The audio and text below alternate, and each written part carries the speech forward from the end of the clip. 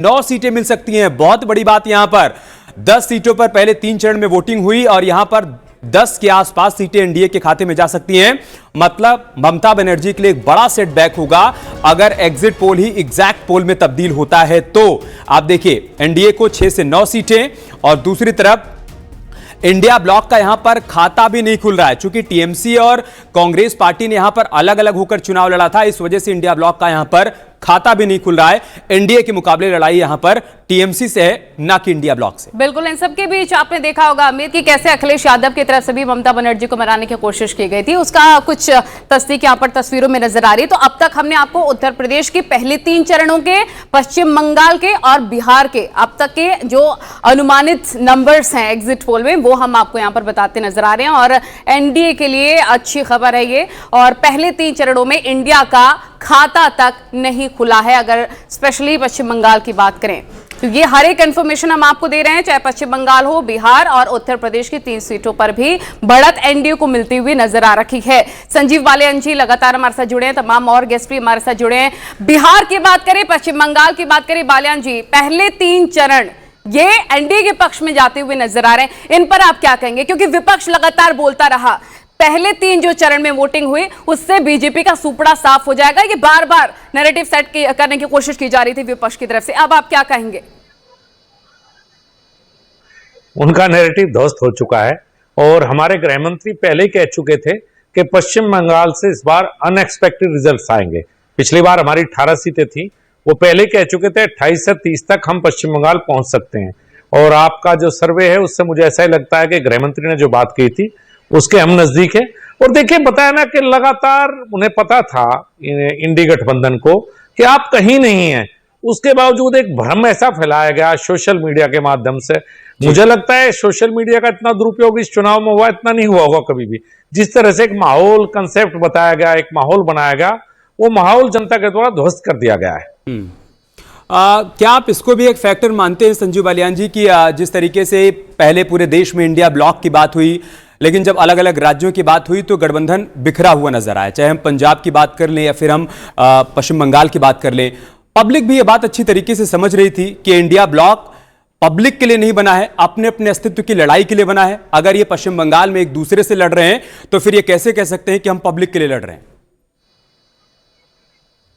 मैं आपकी बात से बिल्कुल सहमत हूं। बंगाल में आम आदमी पार्टी और कांग्रेस अलग लड़ेंगी, दिल्ली में जाके साथ लड़ेंगी, पंजाब में बुराई करेंगी और दिल्ली में साथ रहेंगी। इसी तरह से पश्चिम बंगाल की स्थिति है कि कांग्रेस के नेता अधीर रंजन चौधरी ममता बनर्जी के बारे में क्या कहेंगे, ममता बनर्जी उनके बारे में क्या कहेंगे।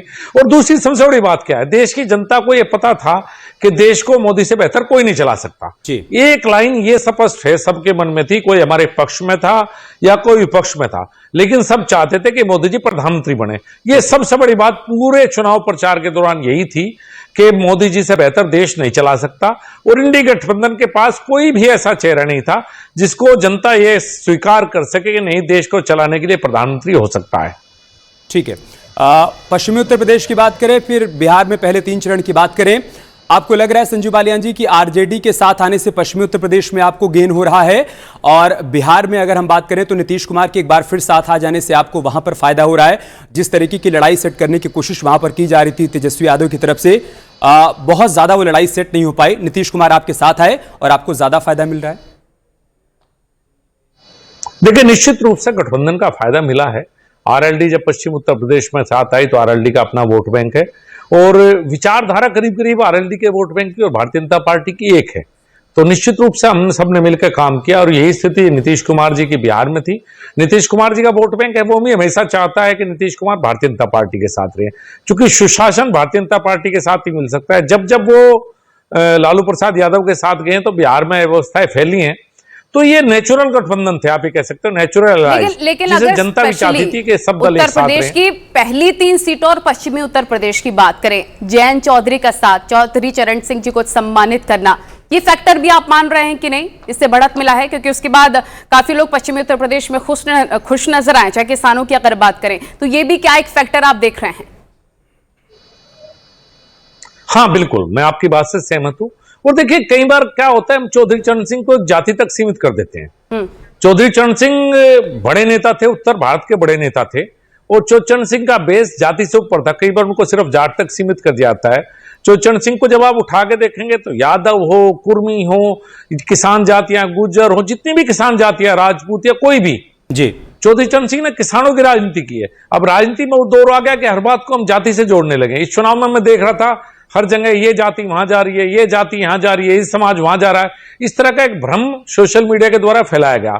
लेकिन अल्टीमेटली चौधरी चरण सिंह को भारत रत्न मिलने की जब बात थी, जो मास्टर तो स्ट्रोक पूरे चला गया बीजेपी की यहाँ तरफ का से सभी वो किसान कामयाब भी हुआ है। संजीव जी, आपने वक्त दिया बातचीत की, बहुत बहुत शुक्रिया आपका।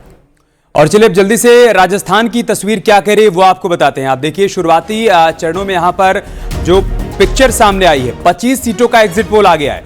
राजस्थान की सभी 25 सीटों का एग्जिट पोल आ गया है। 18 से 23 सीटें यहां पर एनडीए के खाते में जा सकती हैं और इंडिया ब्लॉक को 2 से 7 सीटें मिल सकती हैं। राजस्थान की 25 सीटों का एग्जिट पोल क्या कह रहा है आप देखिए। 18 से 23 सीटें यहां पर एनडीए के खाते में जा सकती हैं, बीजेपी के खाते में जा सकती है और इंडिया ब्लॉक के खाते में 3 से 7 सीटें जा सकती हैं। कमोवेश वही पिक्चर एक बार फिर से देखने को मिलेगी जो हमें 2014-2019 में देखने को मिली थी। यहां बीजेपी ये कह रही थी कि बहुत ज्यादा नुकसान हमें होने जा नहीं रहा है, जैसा इंडिया ब्लॉक की तरफ से कहा जा रहा है कि राजस्थान में, मध्य प्रदेश में, छत्तीसगढ़ में या फिर उत्तर प्रदेश में बड़ा नुकसान होगा इस बार एनडीए को। वैसा फिलहाल कुछ होता हुआ नहीं दिख रहा है। राजस्थान की 25 सीटों में से एनडीए के खाते में 18 से 23 सीटें यहां पर जाती हुई दिखाई पड़ रही हैं। एक बार फिर से आपको ये हम बता दें कि ये अनुमानित नतीजे हैं और अनुमानित है, ये एग्जैक्ट पोल के जो तमाम नंबर्स हैं, सटीक आपको हर एक इंफॉर्मेशन 4 तारीख को ही रिजल्ट्स में ही पता लग पाएगी। और साथ ही आपको ये बता दें कि एक बड़ी खबर भी मिल रही है। एक बड़ी खबर क्या है वो आपको बताएंगे, क्योंकि अलग अलग फेजेस की बात करें, 1 से 3 चरणों में चुनाव के जो अब तक के एग्जिट पोल के नतीजे हैं वो सामने आए हैं अनुमानित। तमाम गेस्ट हमारे साथ मौजूद हैं। रिद्धिमान त्रिपाठी जी सीनियर जर्नलिस्ट हैं, मनीष शुक्ला जी बीजेपी प्रवक्ता हैं, उनके पास हम चलेंगे। लेकिन इस सबके बीच ये जानकारी आपको दे दें, राजस्थान के एग्जिट पोल के आखिरी जो सामने आया है और मध्य प्रदेश के जो सामने आया है वो भी हम आपको बता दें। 29 सीटों का एग्जिट पोल, एनडीए को 26 से 29 सीटों का अनुमान मिलता नजर आ रहा है। इंडिया को 0 से 3 सीट मिलने का अनुमान है। तो राजस्थान के बाद मध्य प्रदेश की तस्वीर भी हम आपके सामने रख रहे हैं। 29 सीटों में से 26 से 29 सीटें यहां पर इंडिया के खाते में जा सकती हैं।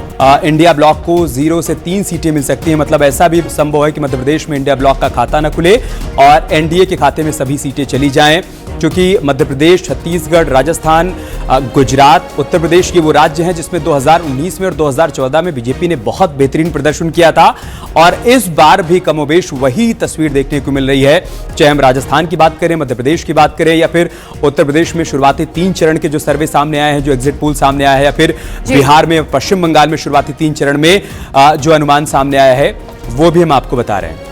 तो तमाम गेस्ट हमारे साथ जुड़े हैं, उनके पास एक-एक करके जाएंगे। बीजेपी का जो अब तक एग्जिट पोल अनुमानित आया है उस पर भी रिएक्शन लेंगे, लेकिन समाजवादी पार्टी का रुख करेंगे। नाहिद लारी खान जी, प्रवक्ता समाजवादी पार्टी के हमारे साथ जुड़े हुए हैं। नाहिद जी, आप क्या कहेंगे, अब तक का जो न्यूज 18 का एग्जिट पोल ने इंफॉर्मेशन दी है, चाहे पश्चिम बंगाल हो, मध्य प्रदेश हो, राजस्थान हो, बिहार हो, उस पर आपका रिएक्शन?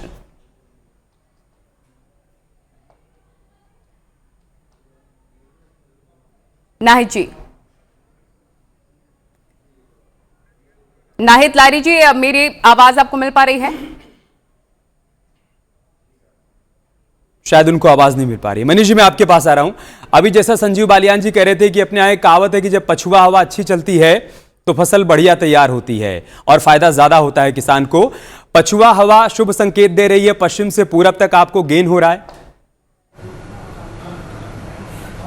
नहीं, निश्चित रूप से पश्चिम की हवा भी अच्छी चल रही है और भारत में मानसून दक्षिण से आता है और पूरे भारत में फैलता है। तो जब केरल में कमल खिलना शुरू हो गया है तो हमको पूरा भरोसा है कि भारतीय जनता पार्टी 370 और 400 पार एनडीए का जो नारा प्रधानमंत्री जी ने दिया था, हम लोग उस लक्ष्य को अचीव करेंगे। उसका सबसे बड़ा कारण है कि जहां प्रधानमंत्री जी के नेतृत्व में भारत की सरकार ने शानदार काम किया, गरीब के लिए काम किया, गरीब कल्याण के लिए काम किया, वहीं जहां हमारी राज्य सरकारें हैं, देखिए अंतर क्या है। तेलंगाना में, आंध्रा में, तेलंगाना में तो कांग्रेस की सरकार है, आंध्रा में भी विपक्ष की सरकार है, इसके बावजूद हमने काम किया है, वहां हम आगे बढ़ रहे हैं।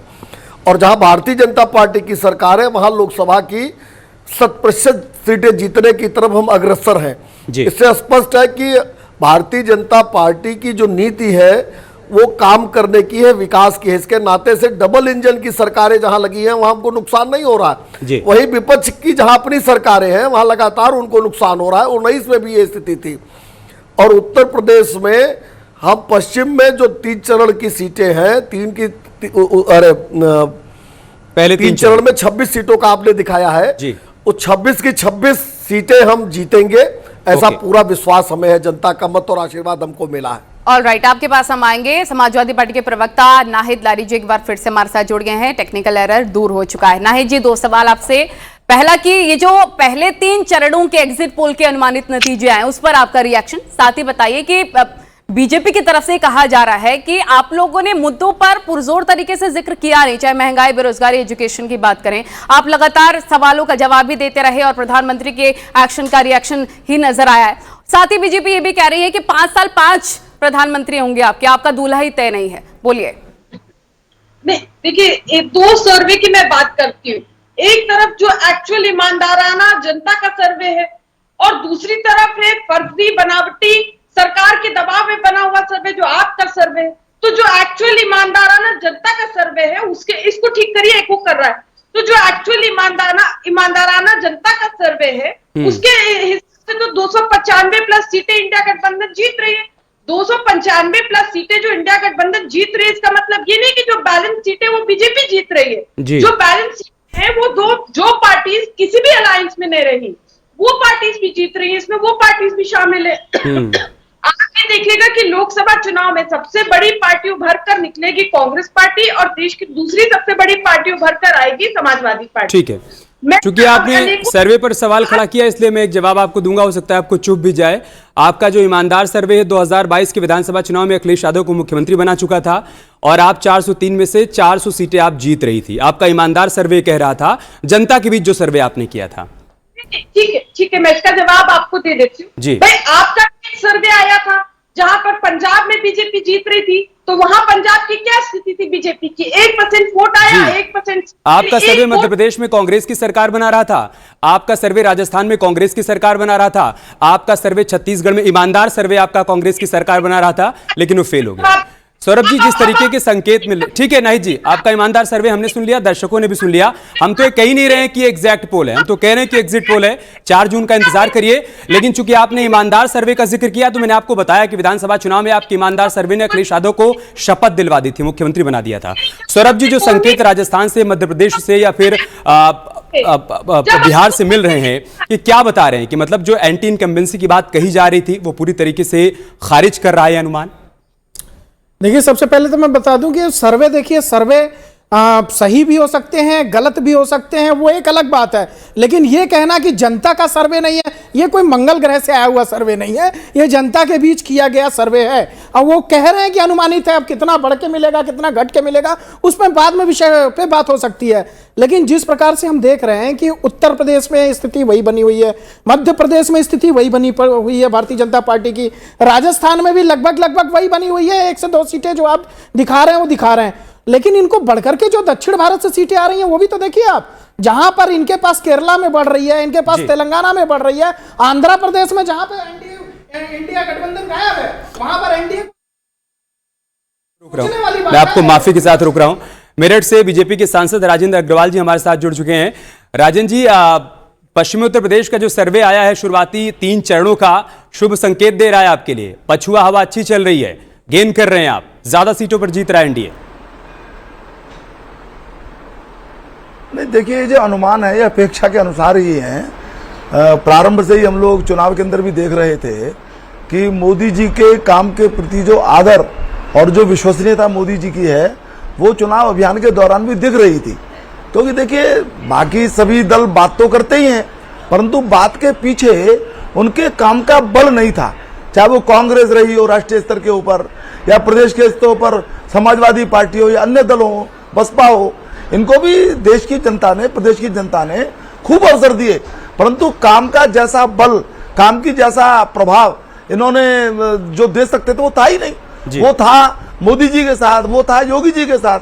पिछले 10 साल में और पिछले 7 साल के अंदर जो काम केंद्र की सरकार और प्रदेश की सरकारों ने मोदी जी और योगी जी के नेतृत्व में किया है, उसके कारण से जो एक विश्वसनीयता है वो जनता को आकर्षित करती थी और जनता खुले मन से आशीर्वाद देने का जो संकल्प है वो प्रकट कर रही। तो बड़ा साफ था।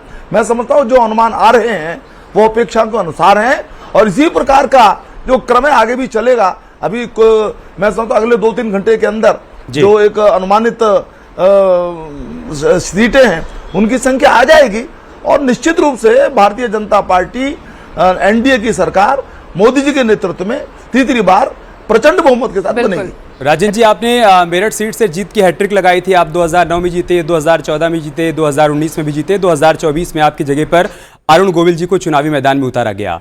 वहां की पिक्चर अभी हम क्लियर करेंगे थोड़ी देर बाद, जब हम एक एक तस्वीर की बात करेंगे तब।